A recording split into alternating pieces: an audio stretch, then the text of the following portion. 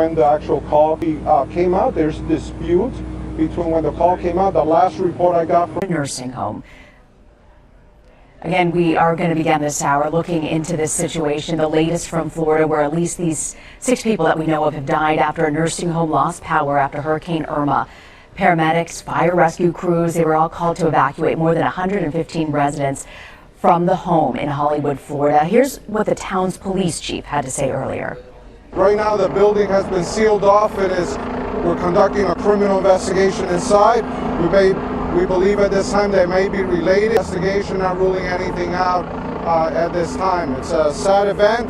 As a precautionary measure, we've assigned police officers. Well, the residents of that nursing home are not alone. Millions of people across Florida still have no electricity in the aftermath of Hurricane Irma. That means no air conditioning, which is... Police say 3 patients died. Police have started a criminal investigation into the deaths. They did not say whether the facility had air conditioning when paramedics were called early.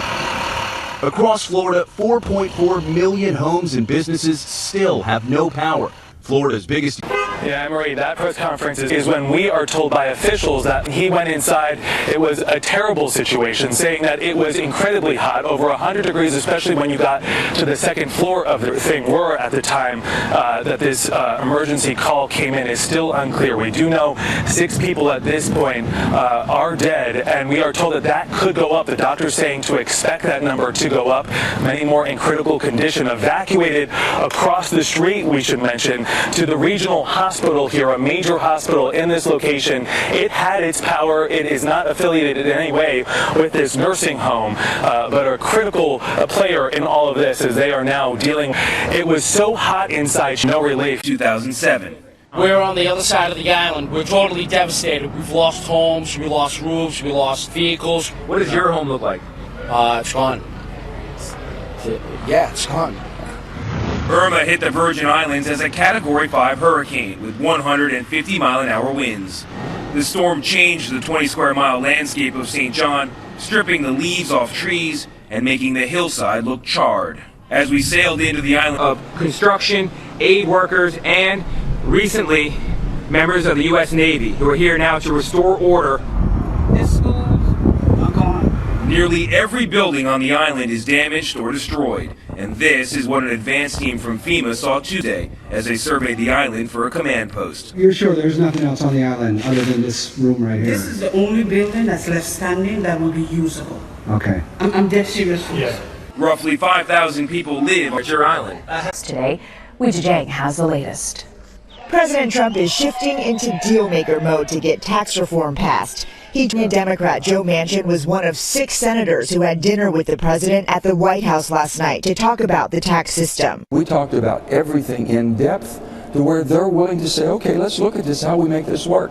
But I thought it was very engaging. I enjoyed it. The Biden appeal, Republicans are writing, and Speaker of the House Paul Ryan says he doesn't need Democratic support. I would love to have the Democrats supporting and working with us in a constructive way on tax reform, but we're going to do it no matter what. Republicans say they will release the framework of their tax reform proposal on September 25th. Weijia Jiang, CBS News, the White House. And joining me now is Amber Phillips. She's a reporter for the Washington Post. Amber, the White House said that this bipartisan meeting was highly productive. What would you say is behind the president's latest appeal here? Yeah, a couple things. First, let me say I don't think there's any long-term strategy. We haven't seen any evidence that the president has one of those for anything, much less reaching out to Democrats. But I think there's a short-term strategy from President Trump in that it's quite simple. He liked the feedback he got from cutting a debt ceiling deal with Democrats last week. He got a lot of headlines and press coverage with the word deal in it, which is useful for a guy who's written the art of the deal. I think he's also genuinely frustrated with Republicans for not passing Obamacare repeal after spending 7 years campaigning on it. We saw that in a couple tweets the president sent last week where he said basically, sorry Republicans, you tried, I'm frustrated by this. So, go ahead. No, go ahead, Amber. I was going to point out one more thing, and it's that notice the senators who came to dinner with him last night, they're red state Democrats who are up for re-election next year in states that the president won by a lot. I think the president recognizes how powerful it is to at least have an open line of communication with these senators. I was just going to ask you about that. The fact of the people that he invited around the dinner table yesterday was really telling. When you talk about the specifics, so pivoting to tax reform and his tax plan, we don't have a lot of details. What's the White House saying about that? Yeah, Republicans and Senate Republicans on this, and I think that's important to note. And despite all the, high-profile bipartisan dinners and lunches and meeting aides, and what we're hearing is that they don't have a plan yet. They largely agree that they want to cut the corporate tax rate. They want to cooperate with tax reform because Democrats have a campaign that says not one penny, which means not one penny of cuts to the wealthy and to corporations. We want to see it for the middle class. The Democrats want and what the Republicans want, and then there's a divide within the Republican Party. I mean, How do you find any unity here, Amber, between all these varying factions? Yeah, tax experts have been saying since the beginning of the year, you think healthcare reform is hard, just wait till we have tax reform in the Senate. Senator Orrin Hatch from Utah, he chairs the Finance Committee, which will play a big role in this. He said tax cuts, anytime you want to cut something or you want to increase someone's taxes, there's a constituency attached to that. New car, pay for childcare, depends on that. It's really, really personal, almost as much, if not more, than healthcare. And so it's going to be very tough to get everyone on the same page. And Treasury Secretary Steve Mnuchin has mentioned using the process of reconciliation to pass tax reform.